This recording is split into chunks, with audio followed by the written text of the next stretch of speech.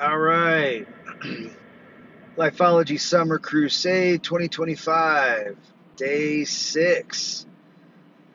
So, following day 5, which was a nice respite into family and some downtime, we had a travel day, a very hardcore travel day. We had to make up some miles, and we traveled from Fayetteville, Arkansas, home of the University of Arkansas, very nice little town.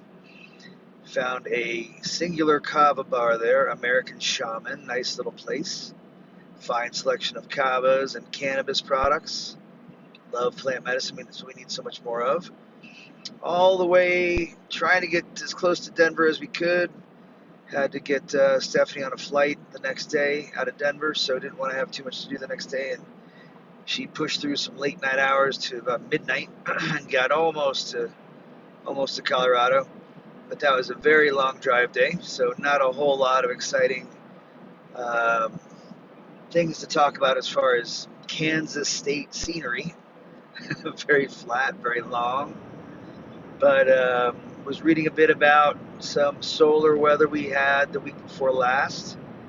There were 2 filament eruptions off the southern edge of the sun that came to Earth. Created, as usual, what we're seeing that we're so concerned about, much larger solar storm events. I think we had a level 4, G4 event. We had some power losses in Puerto Rico, some GPS signal losses out here somewhere in the west that were unexplained. So we're seeing some pretty minor solar events causing much more major solar storm conditions on Earth. And that's what's so concerning, is that we don't get readings of the magnetic fields very often.